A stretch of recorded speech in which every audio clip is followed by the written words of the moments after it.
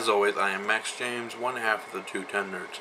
There's a few things I want to say before I do my little introduction and go off and watch the movie, is that it concerns my watch and upload schedule. Most of these movies I'll be watching at midnight of the day, so the review will be up the following day around the afternoon area, like 1 or 2. So, with that out of the way, tonight's movie is Friday the 13th, to go along with the theme of this week is Cabin in the Woods. The reason why the original Friday the 13th is in this category is because of the cabins in the woods of the Camp Crystal Lake. So it's also kind of goes with the like a little in parentheses kind of sub theme this week is also isolation. It's also why another one of these movies is in the list is Not Living Dead, which I will watch later in the week or tomorrow. I haven't decided yet. I'm getting ready to go off and watch the movie. I'll be back in a few seconds, even though it'll be about an hour and a half. So I will see you in a few seconds.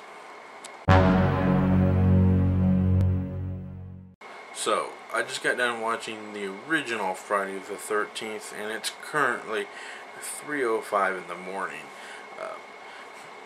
There's something I want to say before I kind of get into the breakdown of the movie, is that I'm only into day 2 of my movie project, and I'm learning so much about the movies that I've already seen before.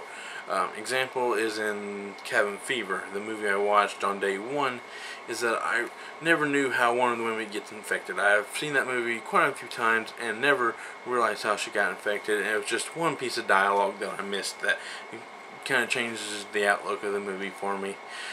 So with that in mind, it kind of leads me into Friday the 13th. I realized how minimalistic this movie is. I've watched this movie plenty of times on several occasions, and it just kind of, this viewing taught me so much, is how minimalistic this movie is. And I broke it down into 6 different things on how minimalistic this movie is, and how it's still very effective.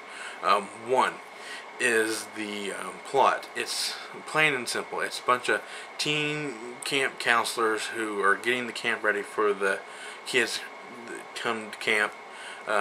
2 is the location. It's just a camp out in the middle of the woods, and that's all it is, with a bunch of cabins, which is why it's in this week's theme, Cabin in the Woods.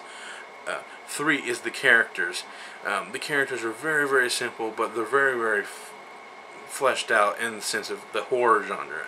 Like, you got your artist, you got your clown, you got your hero slash cocky jock, then you got your promiscuous one, which is, she's going to die regardless of if she can fight or not.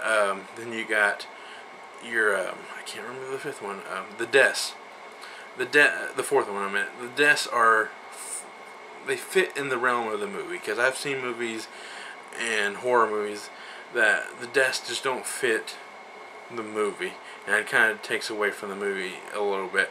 The key scene that I have in mind is the death of Kevin Bacon. He's laying in bed, he's smoking a joint, which is a bad no rule in the realm of horror to break. Excuse me. So he's laying there smoking a joint, and previously in the movie it reveals that there's a dead body laying on top bunk. So he's laying there, and some drops of blood drops on his forehead. So he's kind of like looking at it, and you think there's something going to come from above, but you're wrong. It comes from underneath the bed. Grabs him by the back of the head, on his forehead, pulls it back, and then shoves an arrow through the neck, which is very, very effective, because it's misdirection and it fits the realm of the movie because of the arrows, because it sets up the archery range earlier in the movie. And number 5 is the villain reveal. It's very, very simple and nice little twist there, because as the main character runs out the front door of one of the cabins, there she is, and just standing there waiting on her, and she ends up trying to be, buddy, buttering her up pretty much.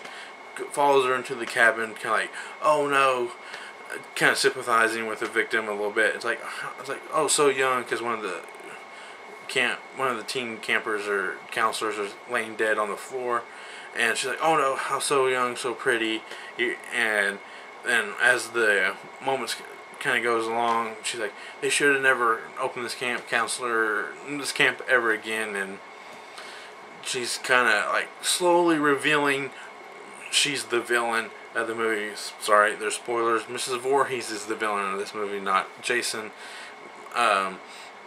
So they have a nice little fight sequence, which leads to my sixth thing, is the death of the villain. It's very minimalistic. All she does, the hero, is just cuts off the head. That's it. She's dead. There's no second scare. It's just, I can't believe how minimalistic this movie is. That's what I'm trying to get at, is how minimalistic this movie and how effective it is. The horror is great. There's a bunch of nice little scares throughout. Even the simple ones, like there's a snake in the bedroom. Just very simple horror. That's all it is. That's what most effective horror movie is. It's simple to me. And there's a couple of new horror movies that kind of resemble that to me. Is Blair Witch Project. That movie is very, very simple. That's like the new genre of horror, the found horror. And the other one is the newest. Newest found horror is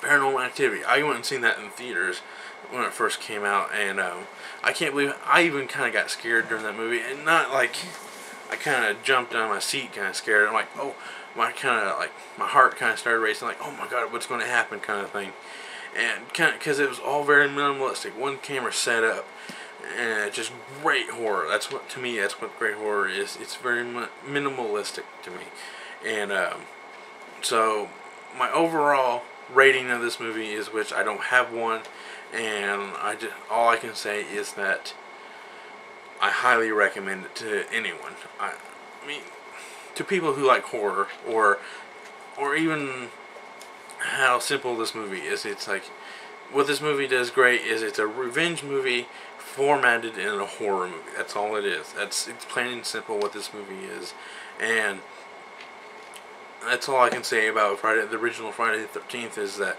it's minimalistic. I'm sorry I'm saying that word a lot, minimalistic, because that's what it is. That's what this movie is. It's minimal, and it's effective, and it's good, and that's all I can say about this movie. So I am Max James, one half of the 2 Ton Nerds, and I'm going to go geek out.